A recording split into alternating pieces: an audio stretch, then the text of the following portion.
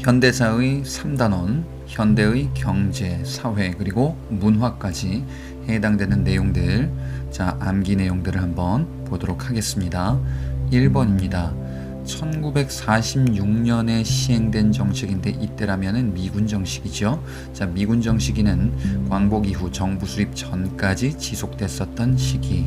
자, 이 미군 정식이 때 미국에 대한 정책, 이 미국 곡물 가격이 점점 상승하면서 물가 상승을 이야기하자, 자, 이로 인해서 미국 수집령을 발표하게 되는데 이 미국 수집령 자체도 물가 상승을 가속화시키게 되었다. 결국 이 미군 정시기 때 미국 정책은 성과를 거두지는 못했다라는 걸 알 수 있고요. 미군 정시기 때 미국 수집령이 있었다라는 것을 파악하고 시기만 보셔도 되겠습니다. 2번입니다.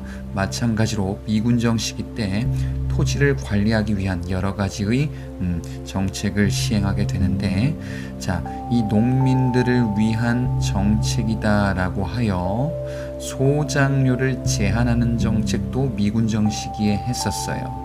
하지만 근본적으로 해야 되는 것은 토지를 분배하는 정책이죠. 이것을 시행하진 않았다. 다만 이번에 있는 토지, 기존의 토지를 관리하기 위한 기구로서 설립한 게 신한공사. 자, 이 신한공사는 일제강점기 때 동양척식 주식회사라는 게 있었죠. 이것의 후신격인 단체가 되겠습니다. 자, 그래서 신한공사가 이렇게 만들어졌다. 그러면 미군 정시기 때 있었던 경제정책으로 알아두시면 되겠습니다. 좀 전에 제가 하나 말씀드렸었는데 소작료를 제한하는 이런 정책도 있었고요. 그리고 지금 1, 2번에서 본 것처럼 미국 수집령, 신한공사 모두 미군정 시기의 경제정책. 3번입니다. 제헌국회 때 제정된 법이다. 제헌국회 때는 반민족행위 처벌법, 그리고 귀족재산처리법, 그리고 그 사이에 이 법이 제정이 되죠. 자, 농지를 분배하는 법인데요. 바로 농지개혁법. 농지개혁법은 농지를 농민들에게 분배하여 자영농을 육성하고자 하는 목적으로 제정 시행되는 정책. 자, 방법으로서는 유상 매입과 유상 분배 방식을 바탕으로 하고 있죠. 농민들에게 농지를 분배하면은 농민들은 자영농이 되는 것, 이것을 목적으로, 그 다음에 농지를 처분한 지주들은 산업자본가로 전환시키게 하게끔 하는 제도가 농지개혁법, 제헌국회, 유상매입과 유상분배 방식. 4번 농지개혁법에서 유상의 방식으로, 자, 농지를 매입 분배하게 될 건데 그 매입할 때 대상이 되는 면적 어느 정도를 기준으로 할 것이냐, 3정보를 초과하면 농지개혁법의 매수 대상이 됩니다.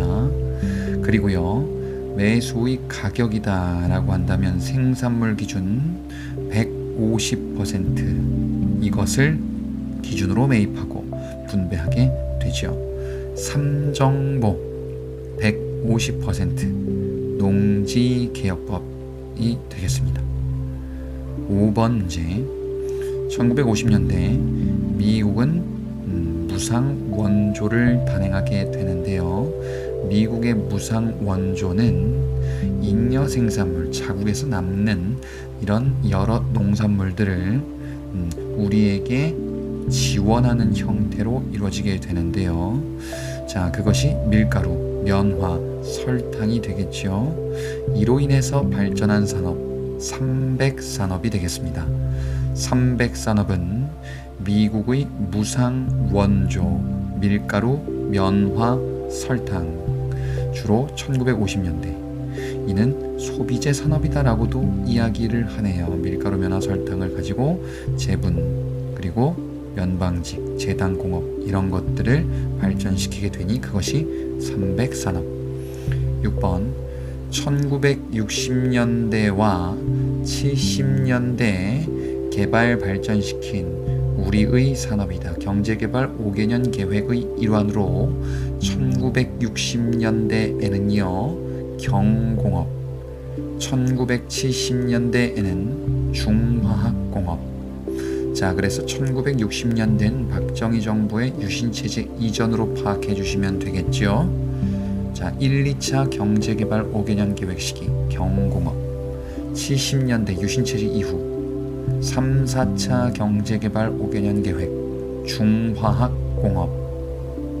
7번에 1970년에 완공되었다. 그러면 유신체제 고 이전인데요. 서울과 부산 간의 고속도로, 경부 고속국도 또는 고속도로, 요것이 유신체제 고 바로 전쯤에 완공이 됩니다. 시기 파악하시고요. 8번 보겠습니다. 산업화 시기면은 1960년대, 70년대 이 시기를 대체로 지칭하죠. 노동정책. 자, 노동자들의 임금을 낮은 수준으로 유지하여 이들의 희생을 바탕으로 우리의 산업화를 달성하게 되었구나. 바로 저임금 정책. 농민들의 희생과 바탕도 같이 작용을 했으니 곡식의 곡물가 가격을 낮은 수준으로 유지하게 되죠. 저고가 정책. 저임금 정책과 저고가 정책, 산업화 시기의 노동, 농민 정책. 9번 문제. 1970년대 본격화된 농촌 운동입니다. 농촌의 현대화를 위한 사업. 자, 1970년대 전개된 농촌의 새마을 운동. 박정희 정부 시기 때 해당되는 내용들이죠. 계속. 이 농촌 현대화 사업인 새마을 운동은 농촌에서 도시로도 확산되며 생활을 개선하는 운동으로 자리 잡기도 합니다. 10번.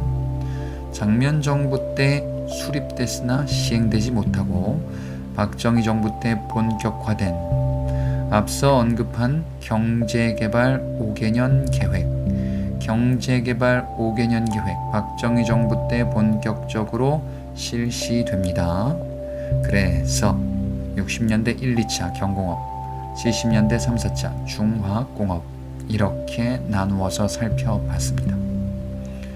11번 1970년대에 수출 자유지역을 지정하게 되는데 바로 마산과 이리 지역이에요. 이리는 현재 익산 지역을 지칭합니다. 그래서 마산과 이리 지역에 수출 자유 지역을 지정한 것, 이것 역시 박정희 정부 시기 때 해당되고요. 구체적으로는 70년대 요때로 잡아두시면 되겠죠. 12번 1970년대에 건립한 중화학공업의 거점.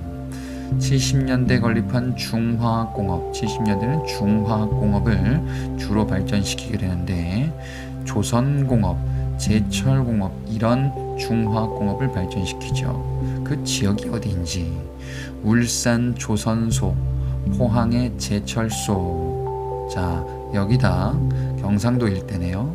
울산과 포항, 조선소와 제철소, 70년대 중화학공업. 13번 1970년대는 석유 가격이 폭등하는 현상, 이로 인한 문제가 벌어지게 되는데요. 이를 우리는 석유 파동 또는 오일 쇼크다라고 이야기를 하죠. 석유 파동은 1차 석유 파동, 2차 석유 파동이 70년대 앞뒤에 각각 있습니다.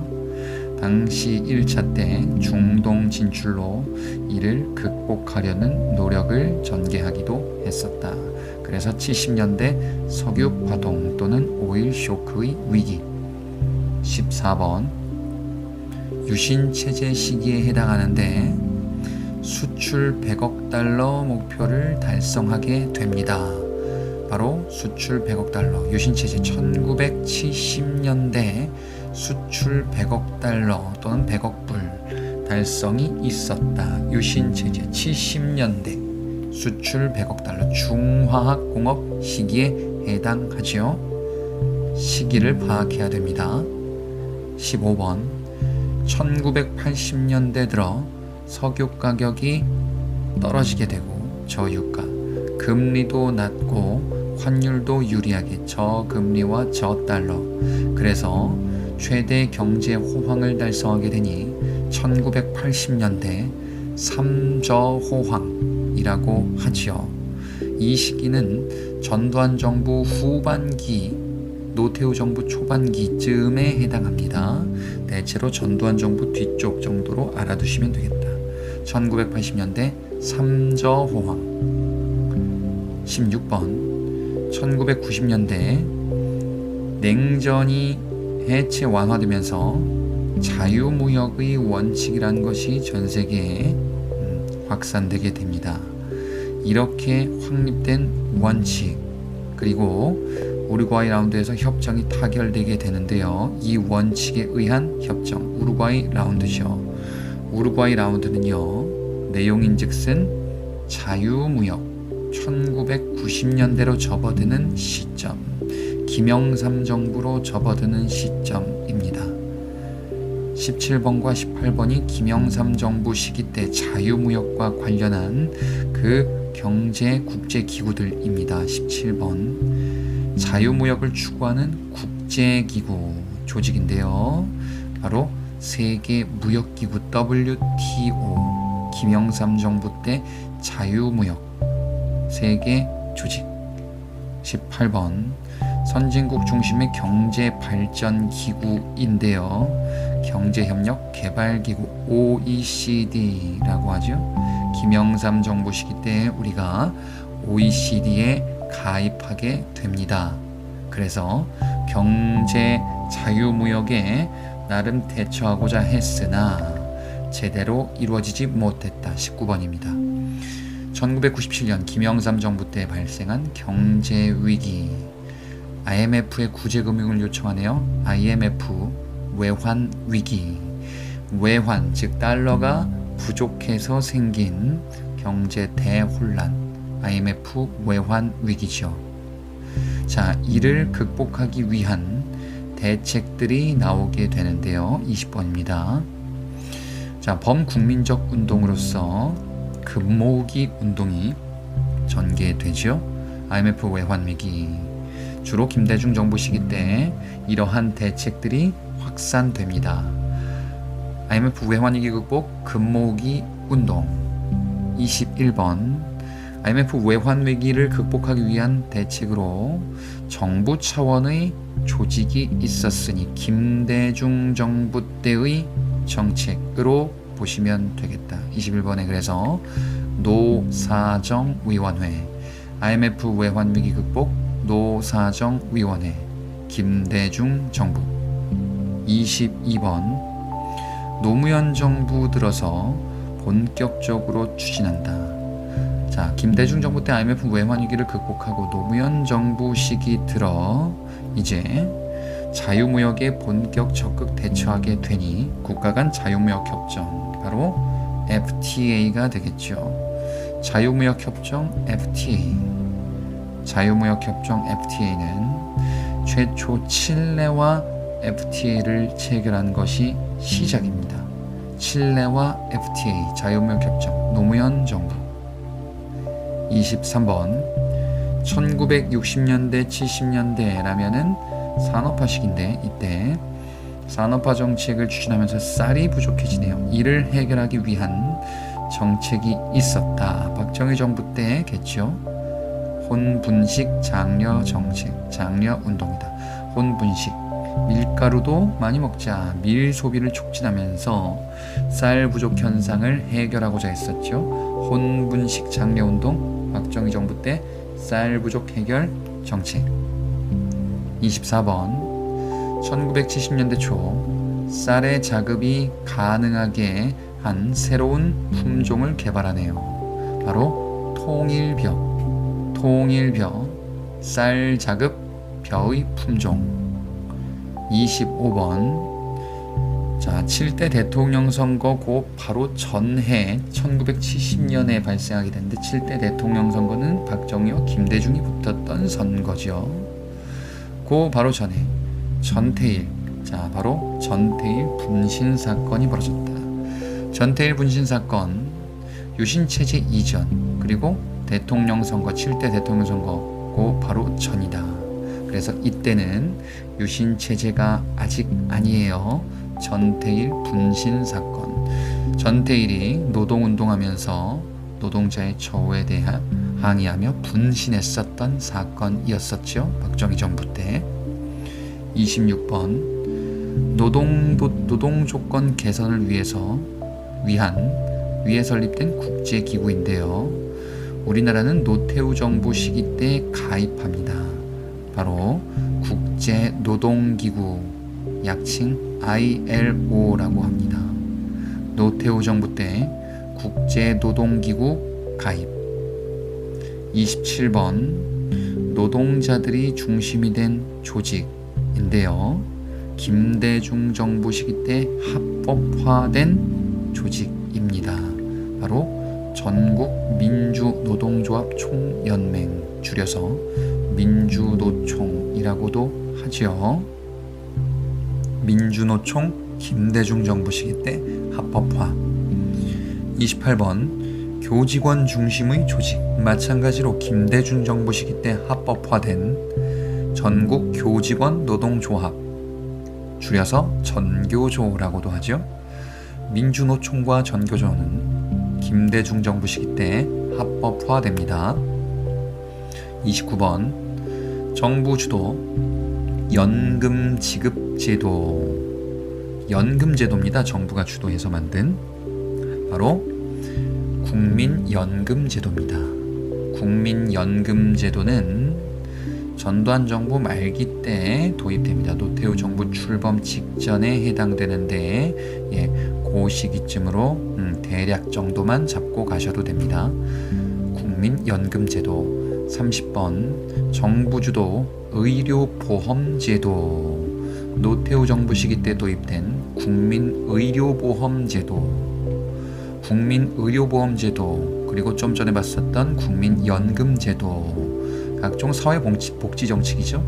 이런 사회복지 정책은 전두환 정부에서 노태우 정부 넘어갈 때 요 두 가지 제도가 마련됩니다. 오답용으로 주로 출제가 될 겁니다.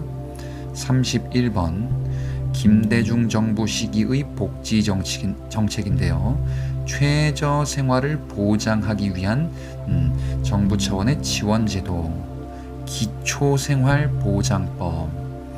이거는 김대중 정부 시기라고 딱 특정할 수 있어야 돼요. 기초생활보장법은 IMF 외환 위기에서 피해를 받은 국민들을 구제하는 성격도 있습니다. 그래서 김대중 정부, 기초생활보장법, 김대중 정부.